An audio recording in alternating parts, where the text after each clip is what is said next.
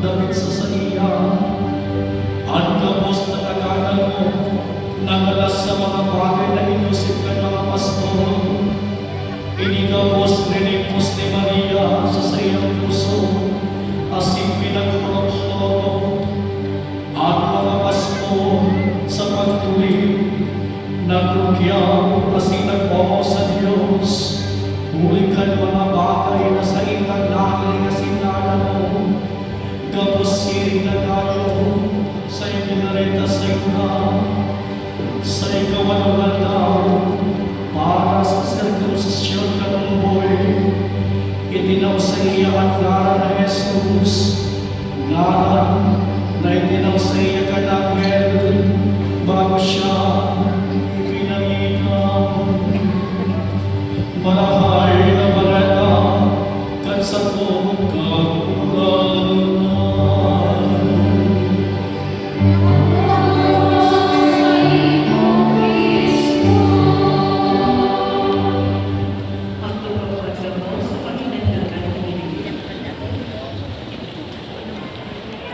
Diyos maray na pagkito sa inyong lubos.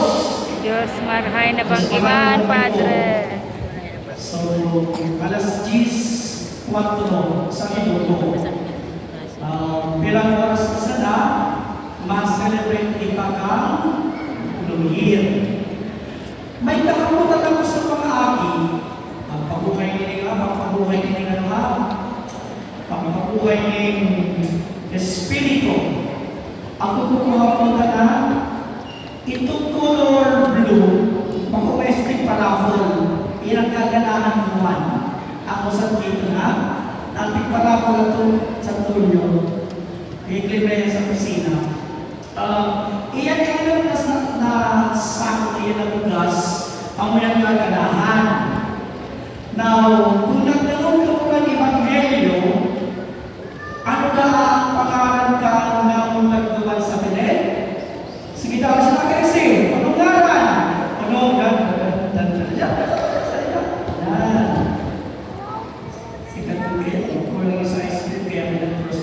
ang pangalan niya ay si Jesus is correct. Pangkapan ako.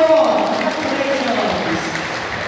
Pangkapan ko. So, pagkakas ko lang ko. Sige, thank you. So, thank you so much. So, si Jesus, iyan si isinaysay sa Ebanghelyo yan na ang mga anghel pinalitaan man itong mga pastor na napunta na lang talaga ang sinasabi sa propesiya na papangaralan Jesus. So, yan. Ang pangatawang mapot si Rikaini. Simple yung salamat pa niya. Anong pangalan niya sa iyong ama? Anong pangalan ng ama ni Jesus? Sige daw, simple yung lang niya. Pagkalaman mga akin. Pagkalaman mga akin. Di ba naman? Di ba naman? Sige ba? Alam ako sa nagkaya sa lakay. Ipapalik ka na kayo. So, ang pangalan ng ama ni Jesus ay si San Jose is correct. So, ang huling premyo, ang pagtulo, medyo masakit ini. Kaya sa mga, let's say, sa mga magulang, target ko, mga magulang na. So, ang premyo, ang power. Dami pagka-incheck ng ko rin. Ang power. Incheck ang ugali, ang kulay sa buwa. Okay, tama na. So, yan ang nagaganahan ko ba? Nagaganahan. Alam ka na ang Christmas is a season. When we say season, halawin iyan ang panahon. Bilang simana iyan. Sunod yan sa petsa January 10, ang selebrasyon na iyan, iyo ang makawin signal na tapos na ang Christmas season. Anong okasyon iyan? Ang okasyon iyan? Magula. Si Mama Sri. Sige na. May nagtatara na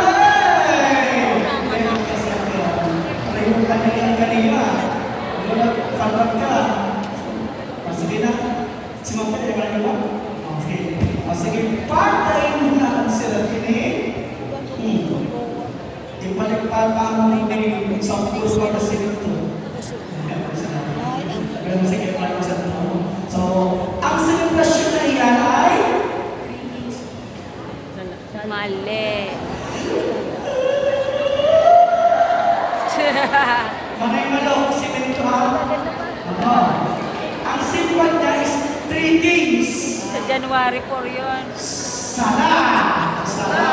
Sala! Sala! Gampang magulang mo.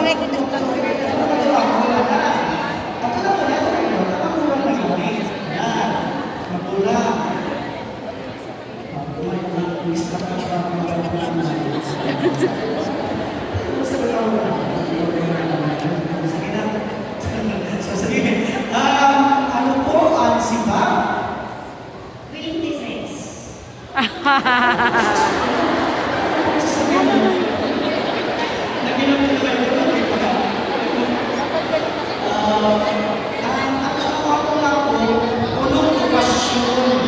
Sa January 10, namatang ang signal tapos na ang Christmas season. Sinimpan na sila ng 3 kings. Merry Christmas.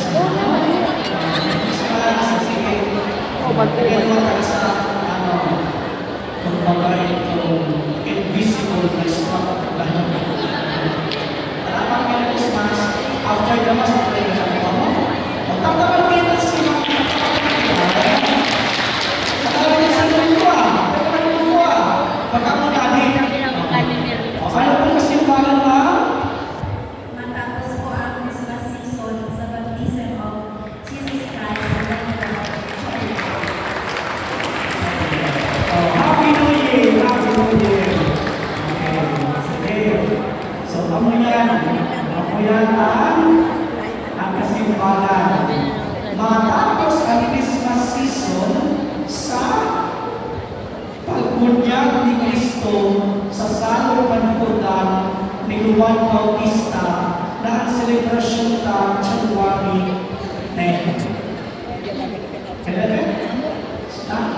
Sunday naman, kailan yung Sunday? Basta, iyan. Yung 10 o 11, ang kasimbahan, ang pagbunyag ni Jesus sa salong panikutan. Tandaan natin yan ako. So, magtatawag na by next year, iakapulog na naman yan, ha? By next year. So, may magtataman po, nakita naman yung nakataw na ini, dahil ang pinagsasahin niya yung mismo iningantisipala, magkulang ini manunod sa New Year. Kundi tandaan-taman, nabasa ko sa Sagrado Escritura, na ang misang ini, manunod man sa pagkaina ni Santa Maria, the solemnity of the motherhood of Mary. So, yan. Now, since mas pamilyar kita sa mga taon, may mga naitin ko sa post, ngunyan na mga panahon na ini na magkanta. Pinag-tsulat ko ba? Okay. Misa kita, paano ng mga superstitious beliefs? Tandaan na, dahil ko sa mga hindi po. So, ang picture niya, ito si Baby Giant. Baby Giant? Isa si Baby Giant? Isa rin ito? Okay. And ang sabi sa caption, kahit tumalong-talong ka pa sa New Year, patak ka pa rin. So,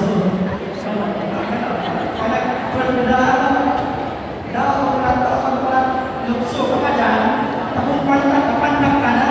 Ano ka yan? Bayo pa, sunod. Kanago rin eh. May mga pagkirong sa kuya. Kahit ilang bilog na prutas pa ang ihanda mo, kung tamad ka, wala pa rin swerte na darating sa'yo ngayong 2026. Ano? Kahit na magbilog na yan ang mga prutas, may mga, ano kaya? Takot-takot. Iyo pa ninyo, Panginoon pa. Nasa tao ang pagbabago. Wala sa pagkakaroon.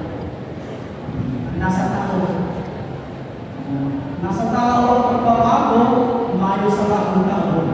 Pagkitandaan namin yan. Kung kaya pinapagawin kita therefore, na kadaming kitang dapat na baguhon, minsan bagong taon, nagkakaroon na kaya na bagong taon, na kita masabay-sabay ng sa puso. Kaya dapat na mabaguhon sa pagkamuhay na. Halimbawa lang ba kaya? Dati, pera lang ang gusto ko. Pero ngayon, napaisip ako kung kailan ulit kami magsasama-sama ng mga kapatid ko sa Pasko. Tatagawin ba kaya? Kaya na pwede mo mag-isip-isipan na baguhon mo na isan sa pagkabuhay mo, iniisip mo lang sa sarili mo. Hamon mo ang ulit ng pag-Christmas, nakasagot ka, ang trabaho. Kaya minsan, paghuhulog ka, kung may mga pagkukulang ka sa mga tugang mo, sa miyembro ka ng pamilya mo, o diba, kaya lang pwede mong baguhon. Baguhon sa ugali mo. Lagyan pa, hindi nyo ba, medyo makakalala ka nila yung diba? Kung Leo si Pope Leo once may paliwarning, gambling is a serious problem that has ruined many families. Pagkilundong yan sa mga panasunan na minsan napapapayaan na ang pamilya. Tandaan kaya na imbes kita na itutunod na sa bagas, ibubulang pa. Sobra pangaling. Kaya pa, makaki na na, makaki, tandaan na niya, huwag gumamit ng gadgets tuwing oras ng pagkain. Hindi tayo na pagsabay-sabay. Minsan kami makakaroon na kung bilang sa pamilya. Ang iba, masakiton, mahuyon, masakiton, kumbinsiyon, nakakawasa, busy kasi cellphone. Mag-atubaw man sa lamesa, kayo man kilala na kapag sa cellphone. Kaya baka naman magulang, patuloy naman mula yan. Kung nagkakaroon ka ba na yan? Nangyayari yan, ugalit na yan. Nadapatang pagburuan, nadapatang pagburuan. Nadapatang pag-iba. Halimbawa, ini nakaaging taon na ini. Okay, ini? Matalik na taon na ini. Pagburuan naman ito, di ba? Igwa ka mo ni may mga hinanakit sa kapwa. Diba? Nag-iilawan-iwan pa ka mo. Basta mo yan. Igwa yung mga minsan nagsisilip sa simbahan. Basta mo yan. Nagpa-plastikan sila. Pinilukan mo yan? Plastikan lang. Father, okay na po kami. Pagkatapos, naglilipakan. Diba? Nagraramutan. O kaysa sa mga pagbarang ka naman, nagka-attend ng party. Urpan. Pagkatapos, nakamuri-uringin, kaya pa na yung pagpastikasan. Ako ngayon, nakikita pa sa lamin, ako masakaya, makasukot ka, ako pag-uutap. May utap ko kaya kaya, di mahal ko sa sila. May utap ko kaya ako.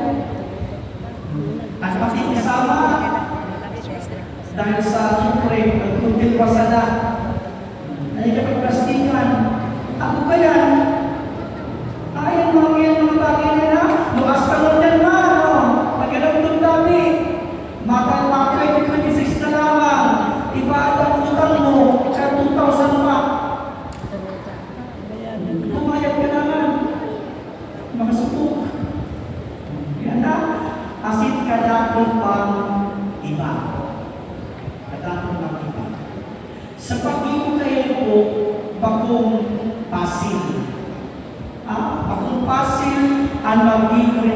kamatayan.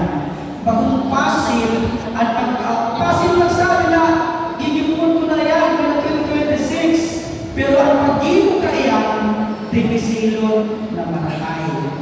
That is why ang simbahan, ang Universal Church, sa mga momento ini, sa mga Santa Misa, itinataw sa kuya at sa modelo as in inspirasyon na si Santa Maria na ang sa iyang pag-iyong, ang sa iyang promesa, ang pag-ibig at kabutan kang mahal na Diyos, nagligsa sa iya na tangaling maging pleasing siya sa kagawagan.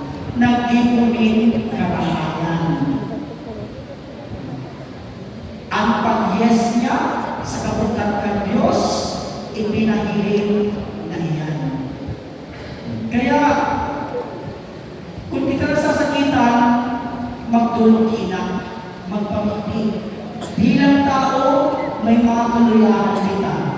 Bilang tao, may mga kasalan kita.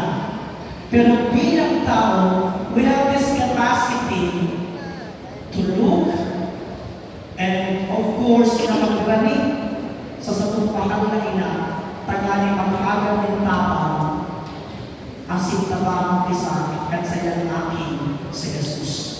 So kung kaya, lugod, kung ano man ang mga New Year's resolutions nga po, pagmaan. Asin kung managkat, desidido kita, mag-alam sa inspirasyon at sa tumahan na ina. Kaya sa pagpadalos ka sa pag-isa po, magpamansin kita, padalos kita mag-alam sa grasya at mahal na Diyos, padalos kita mamansin kay Santa Maria. Matitong tayo ang Diyos sa pagpahayag at sa